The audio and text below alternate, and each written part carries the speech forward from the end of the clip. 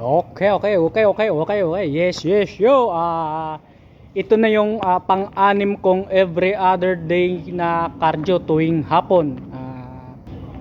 Dapat pang-pito na sana, pang-pitong every other day na cardio to ko na to. Kaso nga lang nung election, pumunta ako ng mga alas 8 doon sa voting precinct. Napakaraming tao kaya umuwi ako, natulog na lang ako, tapos bumalik ako ng hapon kaya hindi na ako nakapag-cardio, nagbuhat na lang ako sa hapon. Ang pattern ko kasi buhat sa umaga tapos cardio sa hapon. Nung mga nauna kong preparation kasi, preparation, parang contest prep, hindi ako nagka-cardio. Kumbaga, bali ang inaasahan ko lang cardio yung pagbebisikleta papasok at saka pauwi sa trabaho. Ang itatagal lang naman nun 30 minutes to 45 minutes. Tapos nitong huli, nitong taon na to, gusto ko kasing maglaro ulit. Ngayong 2025, 2023, 2024 naglalaro ako. Wala akong extrang cardio. Tama. Ay di inumpisan ko rin pala, nagpalakad-lakad ako sa luneta. Kaso nga lang nung pumasok na yung pabago-bago panahon, minsan biglang umulan, hindi ko na tapos hindi na ako nagka-cardio rin dito sa gym. Ngayon, binago ko na yung pattern para matuloy-tuloy ko yung every other cardio ko sa loob ng 4 na buwan hanggang 5 buwan, hanggang kailan ako makapaglaro sa gym na ako nagka-cardio. Kaya yun. Kasi pagka sa gym ka kasi magka-cardio, bumagyo man, mainit, o ano man yung sitwasyon sa labas, basta makakarating ka na sa gym, safe, okay na. Magawa mo na lahat ng gusto mong gawing mga activities doon. Kaya yun yung inaano ko na ngayon.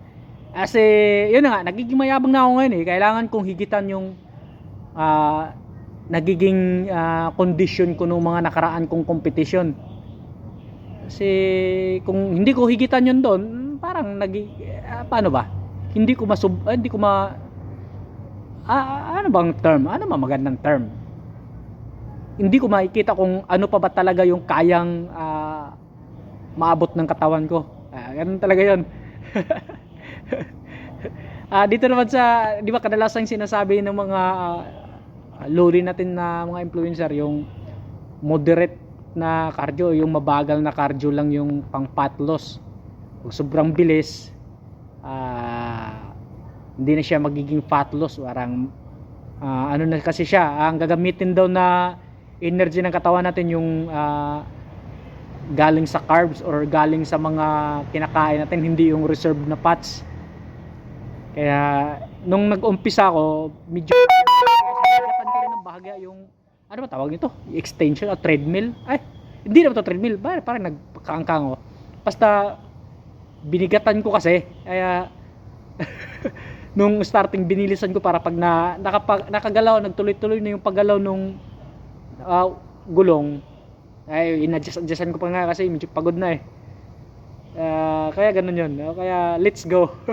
Ang gulo, ang labo ko talaga, basta ganun na yun. May background music kasi balak kong ipo sa YouTube.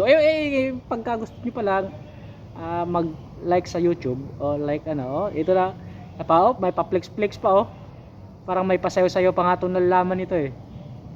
May background music kasi yun naman talaga mahirap pagka mag content ka tapos nasa parang public gym, ano ba tawag nito, parang hindi mo personal na gym, hindi mo matigpigilang may background music eh. Kaya ganun yun.